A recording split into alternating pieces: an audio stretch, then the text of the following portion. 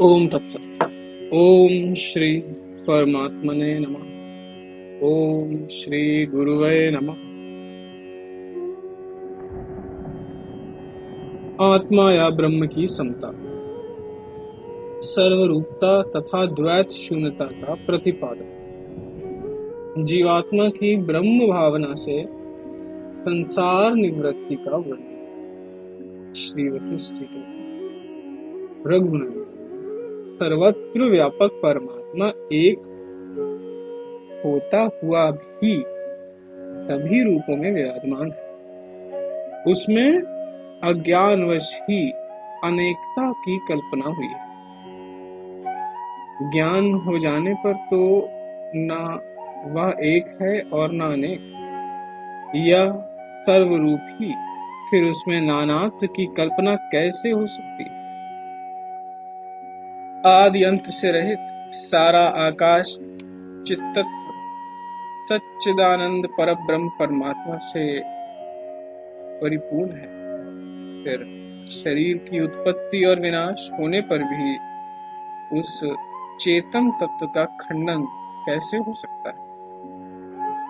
अमावस्या के बाद जब प्रतिपदा को चंद्रमा की एक कला उदित होती है, तब समुद्र आनंद के मारे उछलने लगता है।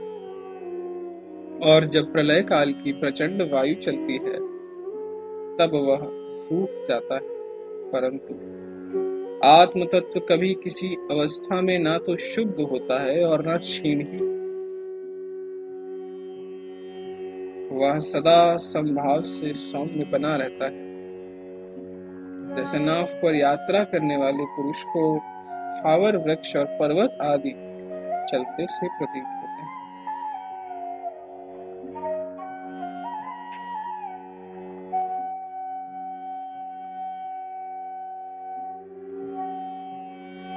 तथा जैसे सीपी में लोगों को चांदी का भ्रम होता है, उसी प्रकार चित्त को चिन्मय परमात्मा में देह आदि रूप जगत की प्रतीति होती है।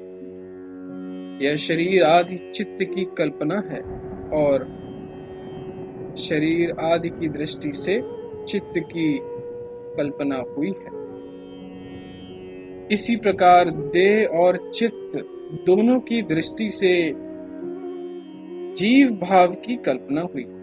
वास्तव में ये सब के सब परम पद स्वरूप परब्रह्म परमात्मा में बिना हुए ही प्रतीत होते हैं, अथवा ये सब के सब चिन्मय परम तत्व से भिन्न नहीं। ऐसी दशा में द्वैत कहाँ रहा? परब्रह्म परमात्मा का यथार्थ ज्ञान होने पर यह सब कुछ एकमात्र शांत स्वरूप ब्रह्म ही सिद्ध होता है। अतः ब्रह्म के सिवा जगत आदि दूसरा कोई पदार्थ नहीं और न दूसरी कोई भ्रांति ही। रघुनंदन, वासना युक्त जीवात्मा की भावना से जगत संपत्ति का प्रादुर्भाव होता है और वासना शून्य जीवात्मा की ब्रह्म भावना से संसार की निवृत्ति होती है। जीवात्मा का जो वासना रहित विशुद्ध स्पंदन यानी भावना है, उसे स्पंदन माना ही नहीं गया। जैसे समुद्र में भंवर आदि के द्वारा भीतर घुसती हुई तरंग स्पंदनशील होने पर भी स्पंदन शून्य ही मानी जाती है, किंतु जन्म की कारणभूता जो जीवात्मा की दृश्य भावना है, उसके भीतर जो वासना रस विद्यमान है, वही अंकुर प्रकट करता है। अतः उसी को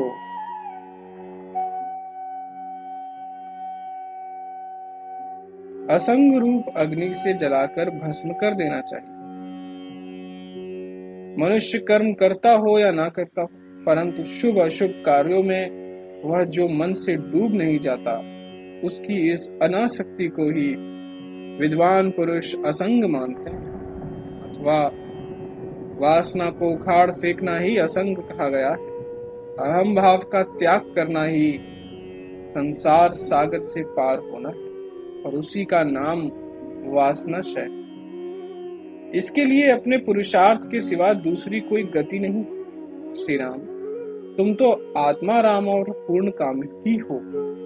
सारी इच्छाओं से रहित निशंक हो, समस्त कार्य करते हुए भी केवल अपने चिन्मय स्वरूप में ही स्थित हो। भय तुमसे सदा दूर ही रहता है। अतः अपनी सहज शांति के द्वारा सबके मनो अभिराम बने रहो। ओम तत्सत। ओम तत्सत। ओम तत्सत।